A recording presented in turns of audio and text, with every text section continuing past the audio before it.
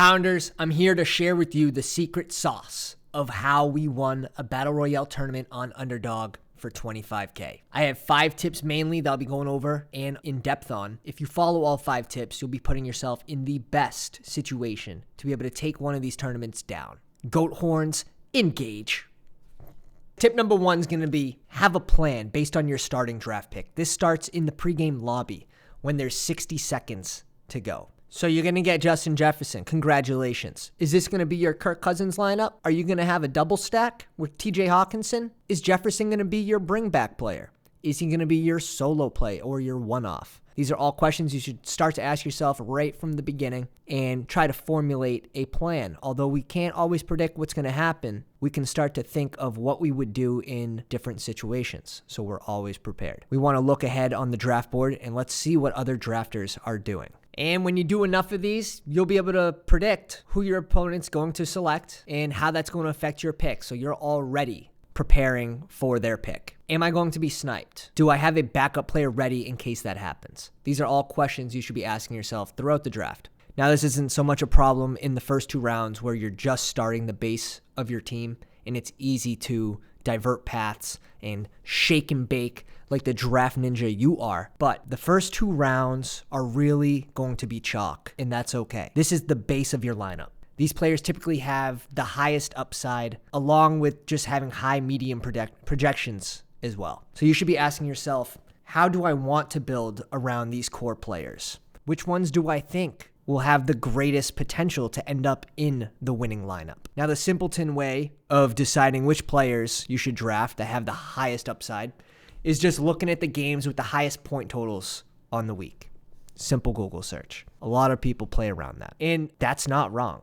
Vegas is very good at what they do. In the 3rd and 4th round is where you can start to get contrarian with some unique high upside players that either aren't being drafted or are minimally drafted. Now, this is easier in a week that has more games. In the playoff wildcard round, it starts to get a little more thin outside of the top 36, but it's not impossible. We're starting to look at players like KJ Osborne this week, Tyler Boyd, J.K. Dobbins, who's a sneaky play as a bring back for Baltimore. So it's not impossible. We just got to scroll down a little bit. Before I get into my next 4 tips, if you guys enjoy these game theory type talks and you want to become a better drafter, join the pound and hit subscribe. Tip number 2 is going to be correlation. Let's find some correlation with our lineups, whether it is a quarterback stack with a receiver, a double stack, and a bring back. Let's start to bet on the games that have the high point totals, and correlation is not something that everyone's doing. Now, that being said, the last 9 weeks on Underdog, there has not been a winning lineup, first place only, that has had a double stack. I think that could change this week due to the less amount of games. Correlation is an easy way to raise your ceiling while also lowering your floor, but that's okay. We're not looking to finish 13,000th for your $7 back. Let's raise our ceiling and let's try to spike a big one. Last week's winning lineup, correlation. I had Russell Wilson and Jerry Jeudy. My bring back player on the other side of the ball was Keenan Allen. That can be the difference. Now it brings me to tip number 3, and it's going to be ignore ADP. Let's go get our guys. Let's go get our stacks. Let's go get that correlation. Let's plan ahead. So this is why these are in order. 1, 2, tip 3, don't be afraid to reach on your guys. Get ADP out of your mind. You're not drafting against those 5 other players in the draft. Yes, those are your competition right now, but you're worried about the other 45,000 teams. Don't block someone because, oh, they might get that stack. If it doesn't help you, if it doesn't help your correlation on your team, it's the wrong play. Your lineup might cash, but it's not going to win. Tip number 4 is going to be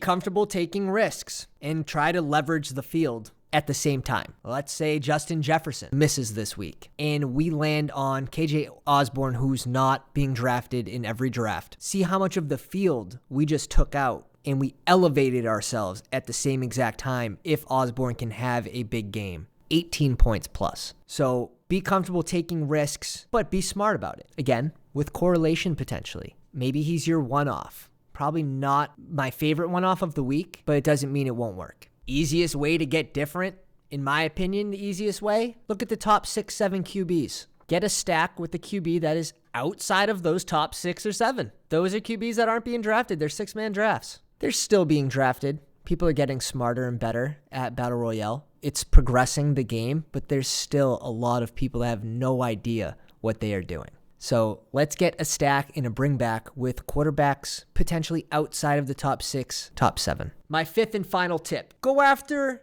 a list of what I like to call my guys or your guys, or they could be my guys if you subscribe.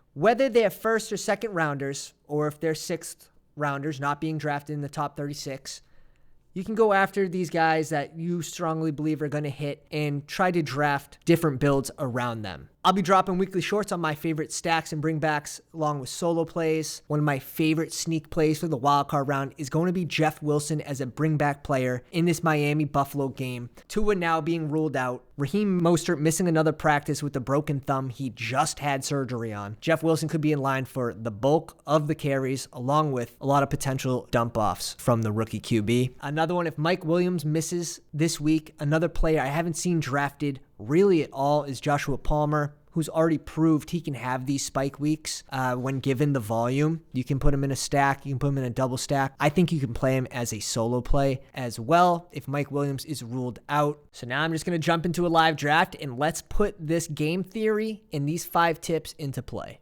All right, while everyone is focused on doing the mittens, we will be over here grinding away at Battle Royales. 45,000 total entrants is the max. It's 32% full right now, 14,500 people in it. We hear the prize breakdowns, pretty beautiful at the top. Not as much as last week, but still pretty good. Roster construction, 1 QB, 1 running back, 2 wide receivers, a flex and a tight end. The flex can be a wide receiver, running back, or tight end. It's a guaranteed tournament. So if it doesn't fill, the prize pool is guaranteed. We love that. My favorite start in the 1 spot is going to be Justin Jefferson or CMC. Josh Allen, I like to pick 3rd or 4th if he falls, because then you have the potential of getting Diggs. Does it happen? No, it never happens. Why would good things happen? Why get lucky? You just have to be good. CMC goes 2, so this is very typical. Josh Allen going 3 in a lot of the drafts I've been in, especially with people with badges. Not recognizing any names. Let's see what Mark decides to do. Austin Eckler at pick 4, pretty standard so far. Diggs at pick 5 over Jamar. JJ at the 6-7 turn, going Jamar and Joe Burrow. Barkley at 7, Lamb at 8. I'd like Keenan Allen to fall to me. Do I think it's going to happen? Mark just answered that for us. He said, absolutely not. No free picks for you. He might be thinking the same exact thing. We'll see. Okay. I know. Higgins didn't practice today. I know. It's all right. I'll be worried if he doesn't practice again tomorrow. Until then, I'm going with the highest upside play. Joe Burrow usually goes around pick 8. So I think we get a little different. I think we get an edge by being a little different in this one. So I'm thinking right now JJ is going to be my one-off play. I'm not going to bring it back with any Giants. A Baltimore pick, I mean, if Mark Andrews falls, we can go Mark Andrews. We can also go Dobbins, who's a sneaky pick. Late, we can do Tyler Boyd as a 3rd wide receiver. If Mark Andrews gets selected, I like Knox. I like Schultz. I like some of these guys. Hurst, I just don't think Hurst really has the high upside that like a Schultz has with, 2 touchdown game. Like, he's already proved it this year. He proved it last year. He proved it a lot more last year than he did this year, though. All right, Tyreek Hill, a little correlation in the Buffalo game. Tua not playing this week, ruled out.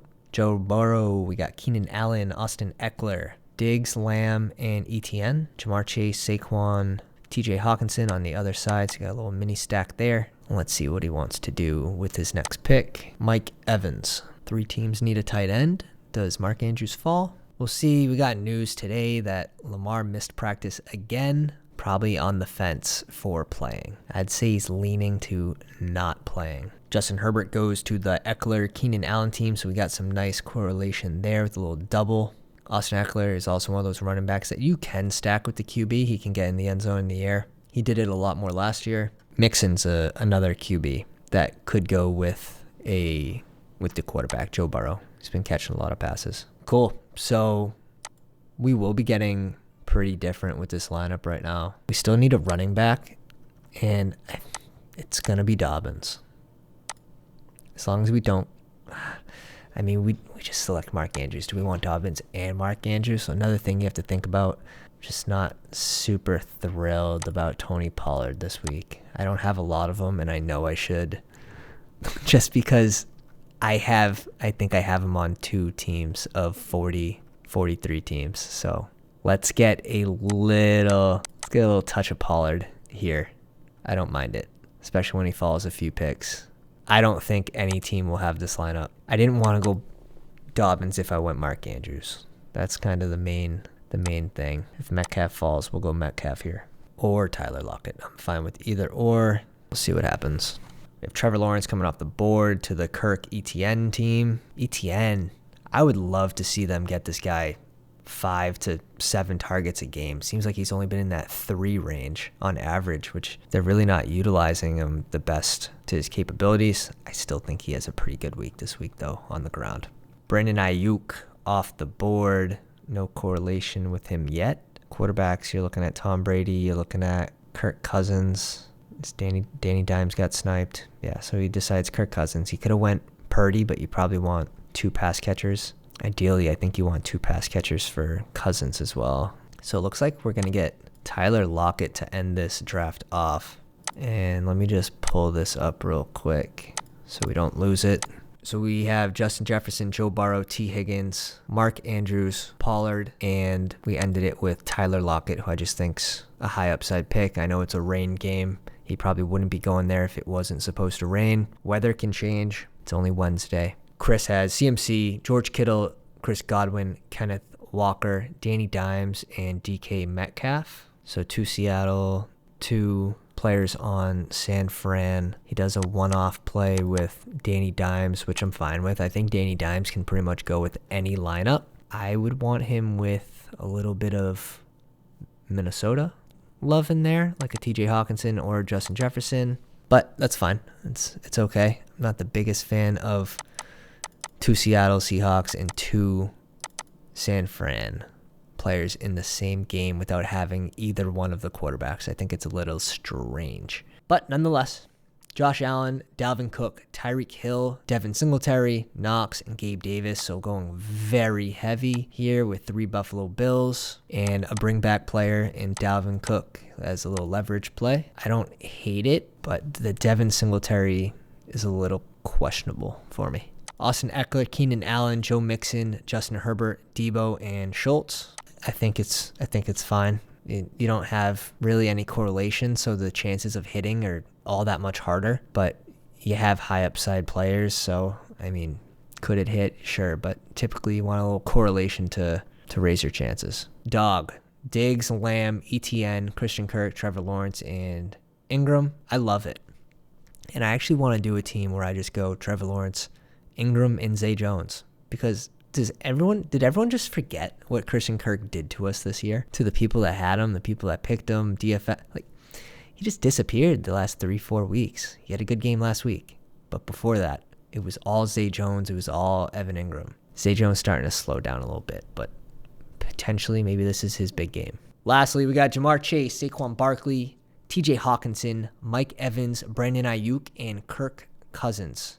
So at least he has 1 Minnesota Viking there. If you're going to do that, if you know you're going to go Kirk Cousins, which he did, he's on the 6-7 turn here. I'm going KJ Osborne here just to raise my ceiling.